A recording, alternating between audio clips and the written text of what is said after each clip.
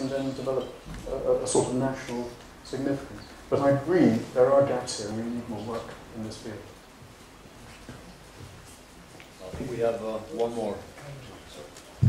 We have one more question, and then we will pass into the last part of today's seminar, in which Dr. Malcolm will sign some of his books for those that would like to buy. Thank you. I'm sorry it is the last question, because I would, if I may, I would like to drag you back into antiquity. I would like, I wonder whether you could tell us a few more words on the link between the Illyrians and the Albanians.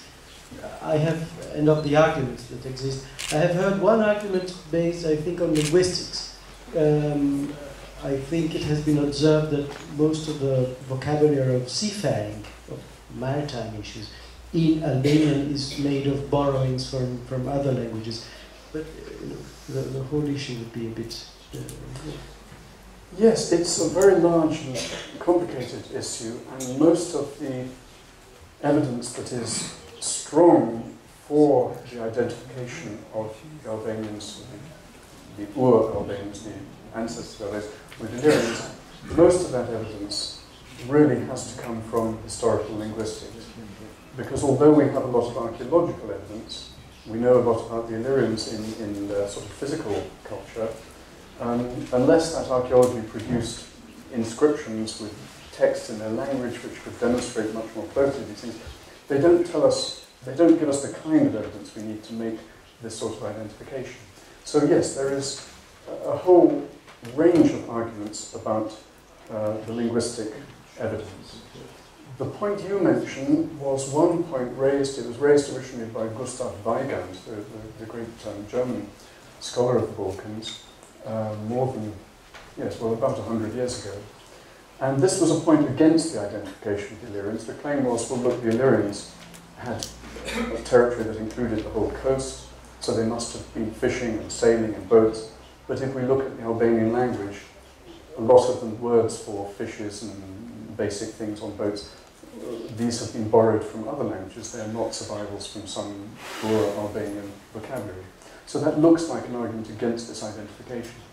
But I think actually it's a weak argument, because the scenario that most scholars assume is that if the Illyrian language survived in such a way that eventually it developed into Albanian, that survival was a process that took place at a time in the late Roman period, in the period just after the collapse of the Roman Empire, when this Illyrian population, still speaking the language, had retreated to quite a small area inland. Well, we don't know how large the area is, but we assume it was a sort of relatively remote area of mountain territory where they were not interacting so closely with the towns that the Romans had developed. Because we do know that on the coast and in the towns throughout this part of the Roman Empire, people were speaking Latin. This is the real origin of the Vlach language and ultimately of Romanian language as well. This was a kind of vulgar Latin spoken by people there. The people, the original Balkan inhabitants who escaped that, must have been in rather remote places. And we guess that it was in the mountainous areas of northern Albania, Kosovo, Shar Mountains, and perhaps part of Montenegro, that it was easiest to remain as a nucleus. Now, if that's where they lived for many generations, of course they lost their vocabulary for boats and for fish in the sea, because they weren't doing any of that. You can't transmit to your grandchildren and they transmit to their grandchildren vocabulary which you now have stopped using.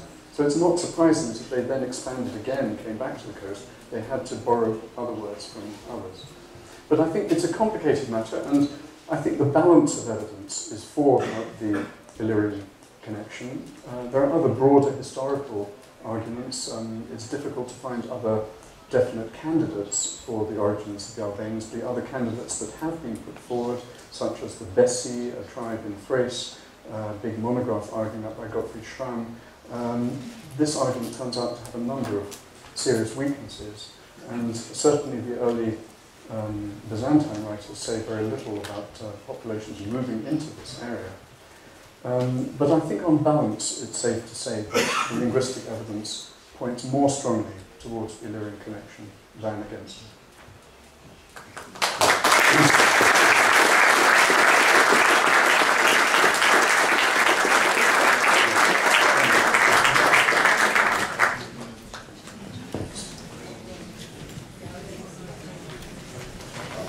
Ladies and gentlemen, Excellencies,